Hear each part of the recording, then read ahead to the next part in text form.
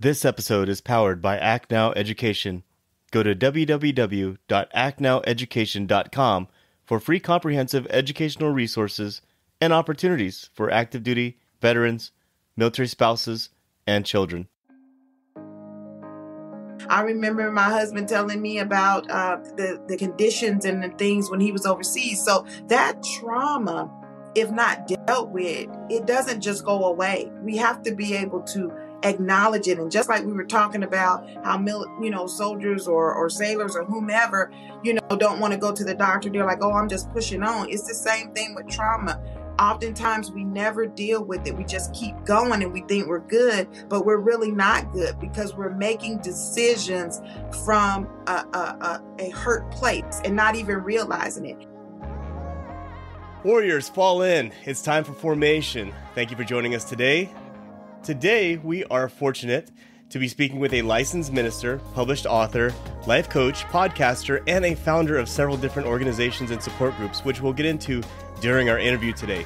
But first and foremost, I'd like to introduce our podcast assistant and co-host, Avi. How you doing today, sir? Pretty good, KP. So the ultimate goal for this professional military spouse is to provide encouragement, direction, and support for today's issues dealing with mental health and simply a guiding light for those who have lost their identities in the journey of life. I'd like to welcome Elder Kimcherian Johnson to the show. Thank you for joining us today, ma'am. Hello. Thank you, KP. Just so great to be here today. The honor is all on our end, and I really appreciate you giving us your time because I know you're extremely busy. Mm-hmm. And want to start off, I understand that your husband is a retired Army veteran. Just wanted to talk about your experiences as a military spouse, as a career military wife, raising 5 children. What was it like to move, and what advice would you give to someone starting out as a new military spouse? Great question. It was so awesome. My husband actually got hurt downrange, so he medically retired out. And it was kind of short for us because we loved it. We were planning to do the whole 20, just learning how to be flexible, be patient. We got married right when he went active duty, and it grew us as a couple. We started off our tours in Germany. We were over there a total of 7 years away from family, and we learned how to bond with our military families. So you have people from all over the world that come together and just have each other. So it really was a great experience. Any advice I would have is, as a spouse, is to be patient. You learn patience. You learn how to be flexible because the military is all about change. You can ask anybody that, it's about change, and then just keeping that home front strong. Our soldiers, sailors, all of the active duty service, they work so hard and they need to be focused on their assignment. So it's our job to keep that home front strong because a soldier, a sailor, a coast guard, whoever, they're just as good as their family is at home. If they're worrying about you, if you're going to be okay, if the bills are going to get paid, or if the kids are okay, if they're in that mindset, it alters them being the best that they can be at the jobs that they're doing for us every day. So that would be just some advice that I would give. So continuing on, now that your husband is out of the military, from what I've read about you, you're involved in so much. What is your current full-time position with the VA? Yes, I am a legal administrative specialist with the Department of Veterans Affairs, something that I am very proud to do. I have previously worked for the Department of Defense on the MEDEC side. This is a new assignment for me the last 3 years coming up.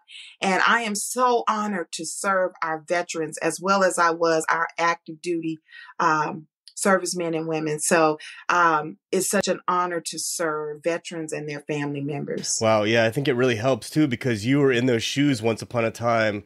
And I think one of the most challenging things for some folks that are transitioning is the compensation piece. Folks that are transitioning out don't fully understand it. And getting a veteran to even put in for compensation is a personal obstacle. And once you're past that, navigating the system is rather tough. Would you mind explaining the claims process? And great point, KP, because our servicemen and women, they're taught discipline. They're taught to endure a lot. Their bodies go through a lot with just regular PT, training exercises, and even wartime. So oftentimes, they're just taught to move on. Oh, I got a little hurt, got a little pain, press Right. through. And so when their careers with the military active duty ends, they have all these ailments. And sometimes they're still in that mindset of, I'm good, oh yeah, it's okay. But, so as family members, as spouses, we have to be able to convince them you need to take care of yourself, go and report these things that are service connected to get compensation. And that's what compensation is. It's any type of injury that you receive that was service connected. And so when you apply for compensation, what you're doing is you're saying that whatever your injuries are, it happened or was associated when you were in the military. So that's what compensation is. And the way that you would apply for that is a couple of ways. You can go on to the website, www.va.gov, and you can set up an account and you can actually apply online. All the information walks you through how to apply for compensation online. You can also mail or fax in the claim forms to file your claim for compensation. If you are not aware how to find those claim forms online, you can actually call into the office as well, the 1-800-827-1000. And we can email or fax you or even mail you those claim forms so that you can apply for your compensation. So that's the toughest part, I think, for many veterans is just, for one, getting past the personal aspect of it, and then number two, figuring out how to even get started. But I guess in today's day and age with the internet and everything, simply going online is the first step. But would you mind explaining the difference between compensation versus pension? Absolutely. So again, compensation is injuries or that you receive from a service that were service connected when you were in the service. Pension is income based. Okay. Pension is a certain amount that you could qualify for and is based on your income. So that's the difference in the two. We have a lot of veterans that their injuries were not necessarily traced back to being in the military, but they can still possibly receive pension, but it will be based on their income. You have to be at a certain income level to be able to receive that benefit. Now, Kim, I just want to build off what KP is saying here. He was saying that as a newcomer to the VA, it can be difficult to understand all of the different things going on. And I want to know, as someone who's very involved in many aspects of it, what are some ways that newcomers can help navigate all the different aspects and terminologies to make it easier? Okay, great question. The biggest thing is going online to va.gov. There are so many resources on there. Just taking the time. They break it down by category. There's a Q&A section where people have asked familiar questions that you could probably find the exact answer to your question. It is a great tool to use just sitting down, going through on www.va.gov. Another way, there are veteran service organizations out there, or veteran service officers that can assist you on the claim side with filing a claim. Some of these organizations are the Disabled American Veterans, the American Legions, the VFW, which is Veterans of Foreign Wars. You can find some of these organizations or contact numbers. You can find them on va.gov. You can Google veteran service organizations and find one close in your area. But they assist family members and veterans with filing claims. And some of them will actually file the claim for you. So that's another great resource with filing claims. So, Kim, just following that, what are some common mistakes you see people making when trying to navigate all of these tools without being knowledgeable of different ways they can capitalize on them? Yeah. Again, just not using the site, or a lot of times I think there's a community of people that share information about their claim. So getting bad information. So you have a buddy that maybe he filed his claim, and let's say it took him a week, but or people giving advice that's not the latest, most updated information. That's why that va.gov or calling in is your best tool to get the most updated information. Even more so than just Googling it, because a lot of that information has not been updated. A lot of information gets updated. So you want to go to the actual site, or you want to call in to the National Contact Center so we can give you the most current information available. Yeah, that's actually really, really important, is to get the most updated information, because things do change, and there is some things that are outdated with the military. I've been out since 2007 myself, and everything from uniforms to the way basic training is being ran to the way folks can actually get into the military and get commissioning has changed so much. So I can't even imagine how much has changed with the compensation and that side of the house in itself. And I got to mention this too, because I know folks out there will be able to relate to this as well. I remember when I came back from my deployment and I had a bulge disc in my lower back, in my L5. And I remember it was during PT it happened, when it actually slipped. And I remember I lost all functions to my legs. Like, I literally couldn't walk. And so I was on the ground on all fours, like crawling on the ground, trying to continue on, and trying to tell my body to basically do something that it couldn't do and it wouldn't do. And it was so frustrating for me. And that's the mentality that a lot of military folks have, is just to suck it up and drive on. And that's the mentality that I had. It got to a point to where I had to get carried into a sick call, and I was in so much pain at that time. What advice would you give to folks out there who still carry that mentality of, suck it up and drive on and just deal with the pain? As we get older in time, those scars, they don't go away. They just get worse. And so what advice would you give to someone out there that's kind of within themselves to not file the compensation that's necessary for them? Yeah, great question. First of all, these benefits are not, it's not charity. You earn these benefits. You sacrifice your life for your country. So you deserve for us to take care of you. If it's something that happened on our watch, that should be something that we take care of you for. No one's giving you anything. Also, you have to think about your family. It's not just about you, but you want to be in the best physical health that you can be, so you can be there for your family, or you can continue to do the things now that you want to do, now that you've moved on from the military. So I just think it's a shift in mindset. I think transitioning from the military side to civilian side is so important.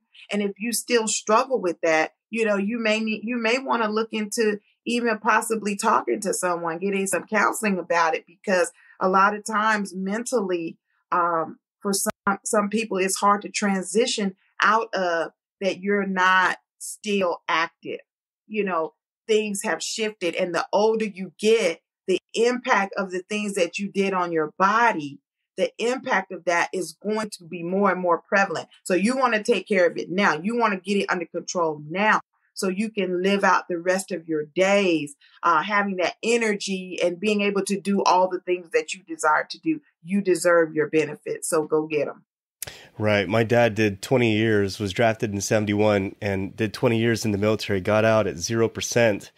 And he was Army Ranger, everything, drill sergeant for 5 years. And he had that same mentality when he got out, was just suck it up and drive on. I'm fine, continue on. But now that he's much older, those injuries that he got while he was in are extremely magnified. And, now he's trying to go back and get the service connection. And it's much harder the longer you wait is what I'm learning. But I wanted to ask you about the actual math behind compensation itself. It's extremely confusing. Could you explain how the VA calculates percentages? Absolutely. So we don't add your individual disability percentages to determine the combined percentage. So if you have 70 for your knee, 10% for your foot, we're not adding that, and that makes 80. And I think that's the big frustrating thing for people because they're like, I know how to add 70 plus 10 plus 80, but not with the VA. Okay. Right. We use a table from our regulations. And this table is based on the whole person theory. And this means that an individual with no disabilities is 100% able. That means if you don't have any disabilities, they consider you 100% able. This table reduces this total ability by the percentage of your most disabling issue. So if you got 70% and 10%, so you go from 100% to 70. If you have 70%, that means you're 30% able. So that's how they look at it. They don't look at it like you're 70% disabled. They look at it like you're 30% able. So I'm going to give you an example how they calculate it. So let's just say we have someone, you had 70% for your knee and 70% for your back, 10% for your knee. We first consider that 70% again because it's the highest condition.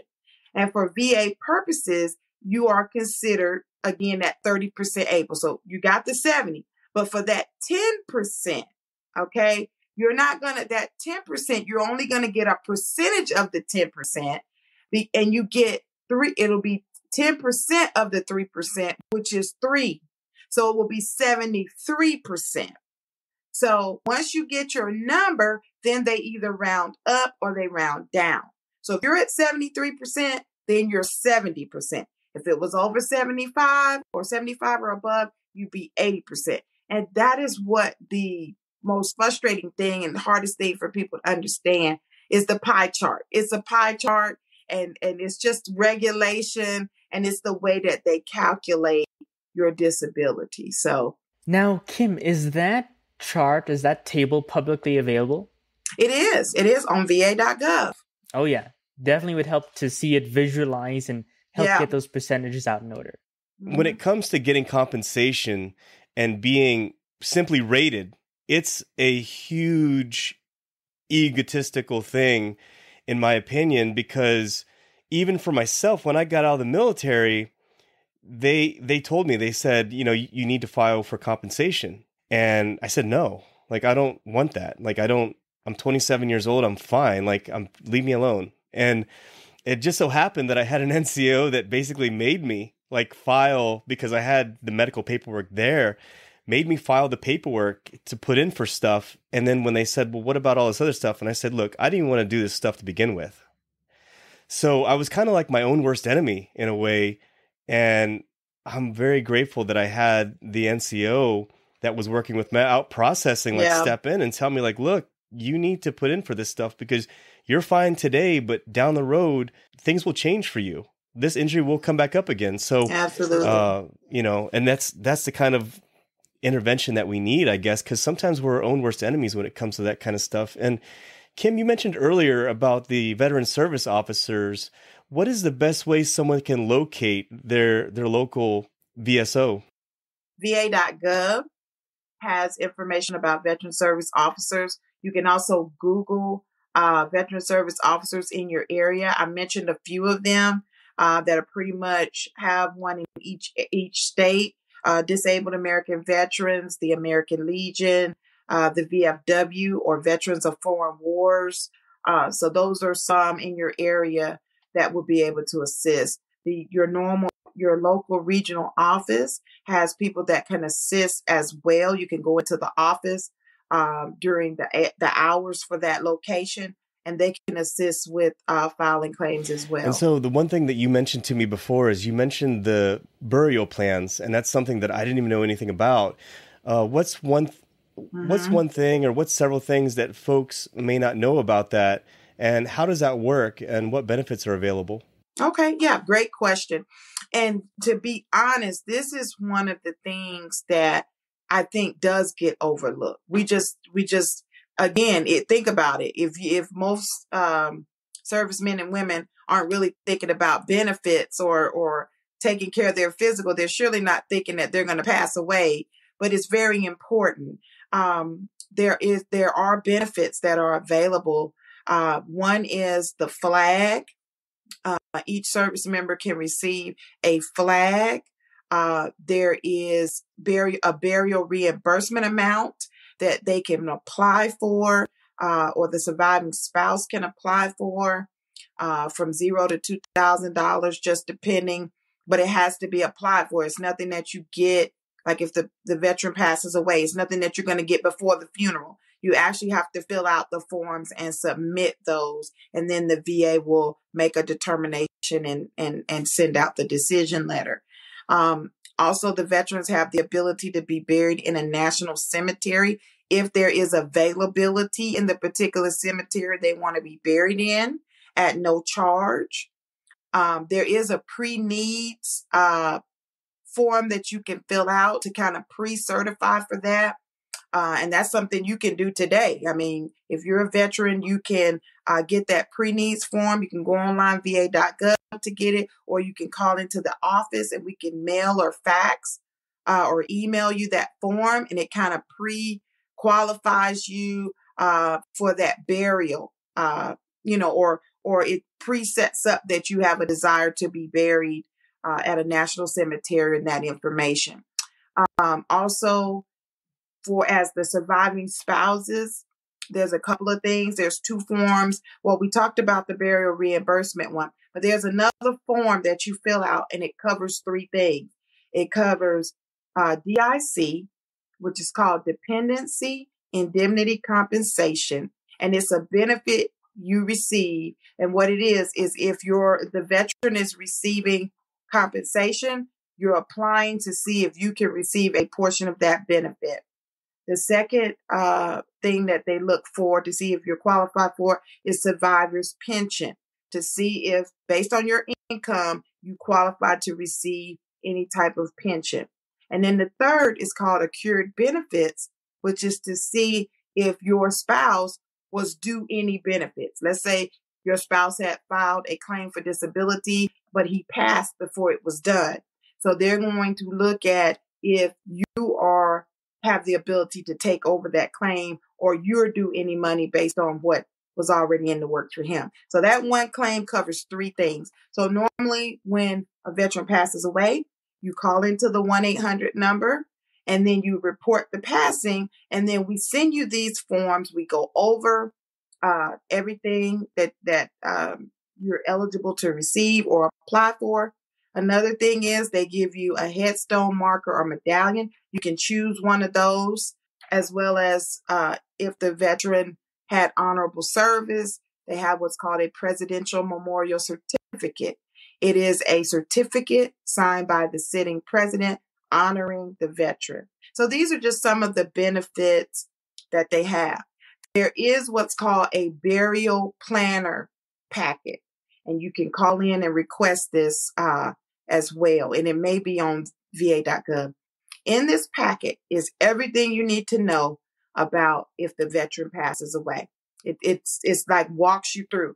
It also has additional pages where you can make certain arrangements or write down your plan about burial, maybe who you want to oversee things. It is a phenomenal tool that I feel every veteran should have because everything is right there. So I hope I didn't go on too much, but I just wanted to kind of review. No, actually, that's really great information. So it's a burial plan packet, and you can go to the VA website and get that ordered and sent to you, right? You're right.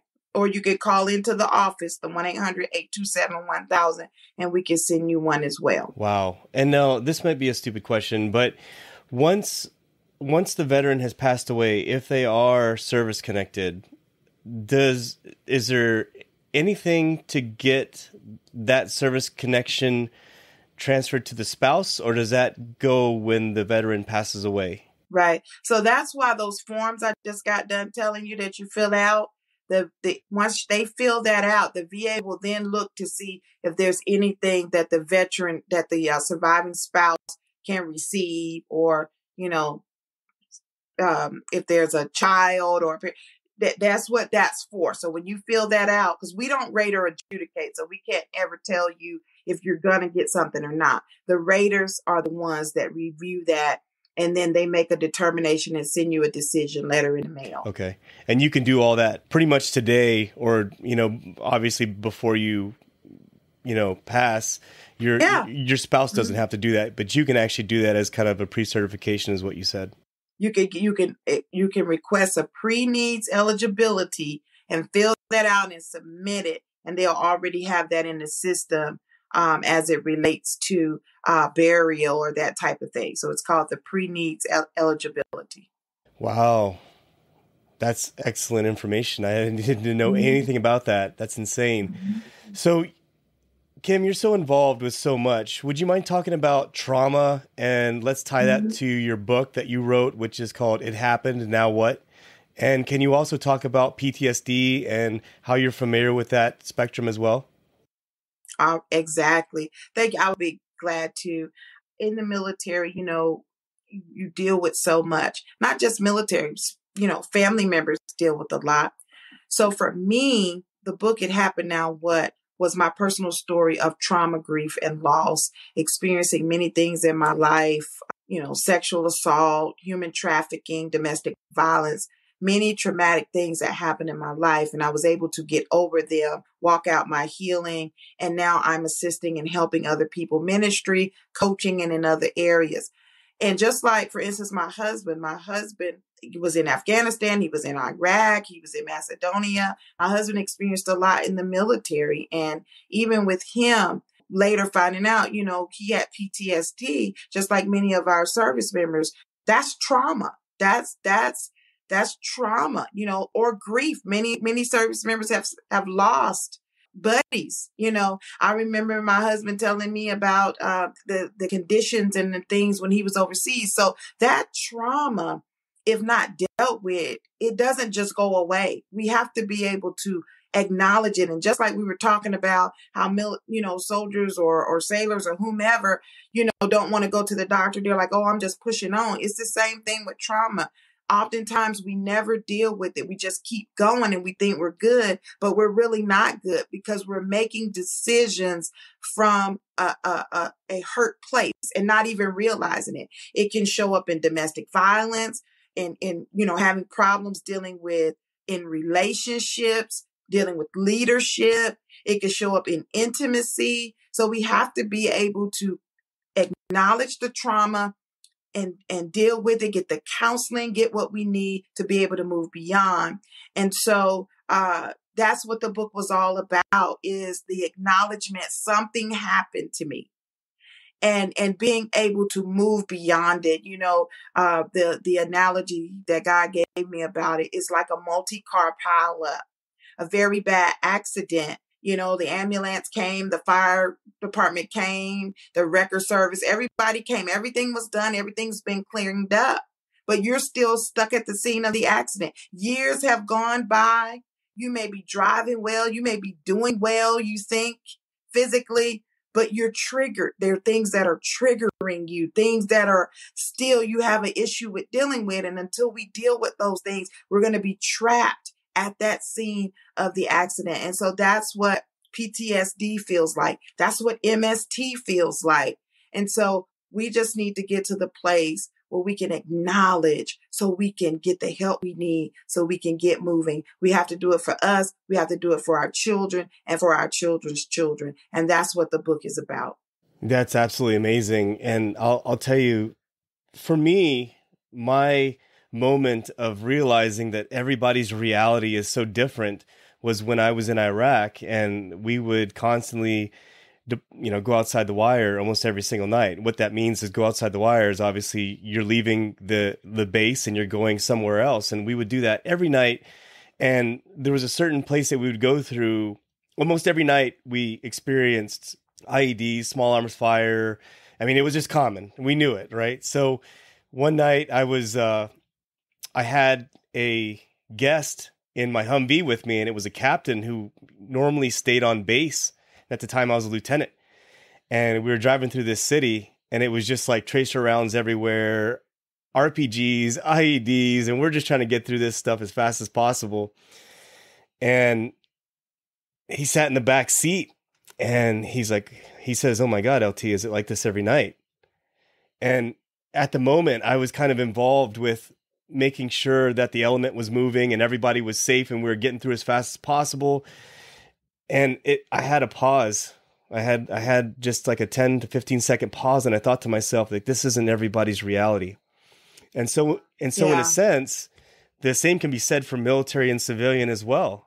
A lot of folks that are in the military go through a lot of sacrifice, a lot of stressful situations, a lot of anxiety. So we can be our own worst enemy at times and not realize it. But so, yeah. Absolutely. And that's why I honor my husband so much, because he was strong enough to know he needed the help. Sometimes we think a person is weak to go to counseling. Like, who wants to go to counseling? But when you're really strong, when you know that you need it, and you submit to that. That takes a strong person, not a weak person. There's nothing weak about it. And that's what we have to do. Now, Kim, I personally love your message and the messages you promote, whether it be resilience or mental fortitude. All of these messages that you promote through your stories and through the work you do is truly inspirational to everybody who might be going through the same thing. And following that, you alluded to the trauma that you've endured in your past and how it motivated you to write your book. And I think that those stories, while some looking from the outside in may sound extreme, but in the military scene, they're a bit more common than some people might think. And that's one way a lot of people can relate to you, your stories, your book, and can gain valuable information, both professionally and personally from it. Yeah. And that's one reason I really look up to everything you stand for. And I look forward to reading your book too. But I want to segue that into a question here. For military spouses that are or were in a very similar situation to what you were in, how would you recommend those men and women proceed through their lives, especially those who are having a particularly hard time? Definitely. For me, it was always my faith, because I was going to kill myself. I was going to end my life because it was just that bad. But I found Christ. So I would say, and I know people believe differently, but for me, I know that when I understood that God loved me, and when I understood that I belonged to Him and I was validated, someone saw me, I was loved, I was validated, and I embraced that, then I began to love myself. I understood that I had a responsibility and I couldn't, just end my life, but I had children, I had people depending on me. And so then I began to seek the help. So, I would tell anyone, get around people that are going to encourage you. Don't be alone. A lot of times when we get depressed, we want to be alone. That's the first thing. We don't want to be bothered with anybody because we feel like nobody cares. We want to be alone. Don't do that. Get around people that can strengthen you, can encourage you. If you're around negative people, you want to get away from that, and then begin to reach out to someone stronger than you. And for me, it was God. That was my encounter. Then I began to get around people that were living the life that was a functional life, people that were, loving and encouraging. And that helped me. You need a tribe. It's all about your tribe, who you surround yourself with, and then being open to counseling, and then dealing with forgiveness. A lot of times we have to forgive ourselves. I have 5 tips in the book. The first one is seek the Father, which, as I said, was my source. Then I talk about finding a safe place to land. You need a safe place that you can be able to lean on someone and talk to someone, and you're not going to be judged, but they're going to strengthen you. And then I talked about forgiveness, not necessarily of the other person, because yes, we do need to forgive, but sometimes we have to forgive ourselves first. Even if it had nothing to do with us, we need to be able to forgive. And then consider counseling. Consider it, or coaching. Some people just, don't want to go to a counselor. They may just need a coach, someone that can coach them along the way and come up with strategy for them to move forward, and then make it count. Everything that happened to you, everything that stressed you out, everything that got you in this place, turn it around from pain to power and purpose. And that would be my advice. Definitely, definitely. Now, Kim, building off that same principle of everything you're preaching, does the VA or any other veteran organizations offer what you mentioned, whether it be counseling or mentorship or support? Absolutely. The VA does have counseling. They provide that, and they're very visual about putting that out. They have PTSD counseling, even virtual, where you don't even have to go into the office. You can do it virtually. They have MST counselors that can help you if you've been a victim of military sexual trauma. So they do provide those resources. I would say your local ministry, if you have a local ministry or assembly that you can be a part of, and then just getting around people that are really going to support you. But they do provide some services for PTSD, MST. If you're active duty, so the family support groups as a wife were very great for me. And I actually became a family support group leader at one point, where I was checking on the ladies. I was making sure. So, the biggest thing is to connect, and don't isolate yourself. Yeah, I certainly understand what you're saying, and I love your message. And I have to say this, that you are the perfect professional for your position. Everything from your whole life to the publication that you wrote has to do with healing and has to do with overcoming those personal obstacles. And I can tell you that even from myself, I was there. Like, I was that person that you needed to talk to, because I was my own worst enemy at one time. And, I didn't want to talk to the VA, because the VA has a stereotype about it that a lot of folks that are not in the military tend to unknowingly see in a negative light. I mean, I've heard several times from family, friends, or whatever about, the military and PTSD, the military and PTSD. But in reality, there's a lot of folks that have never been in the military that have PTSD, and they just don't know it. So the association in itself is not exclusive to the military. And I got to say this too, that a lot of folks that join the military, from my experience, including myself, weren't born with a silver spoon in their mouth. So there was a lot of things that I had to fight growing up to achieve and accomplish. And then you stack the whole military aspect on top of that. And then you throw me back into a world where 90% have never served before and don't understand the environment that I just came from. It can be quite some difficult waters to navigate on your own. So I love your message when it comes to seek help, because now that I am where I am in life, I definitely agree with you 100%. And I want to ask you for your book. What was your inspiration for that? That I wanted to be the voice of those that didn't have a voice. Yeah. I wanted it to end with me, and I wanted to be the voice, because for many years I didn't even tell, that I was violated by three men at 10. I didn't tell anyone. That caused me to run away multiple times, running into sexual assault, running into human trafficking, and then running right into a marriage of domestic violence for 7 years. And I just kept quiet. And so I wanted to expose it, that there is no shame, and be that voice for those that didn't have a voice. And so that was the inspiration. Wow. Yeah. It's nice to hear the background behind it, and to better understand what was the motivation and what was the drive. And in your opinion, who best is served by reading this book that you wrote? Is anyone in the military community, any folks who had experienced trauma in their life? Who would you best suggest?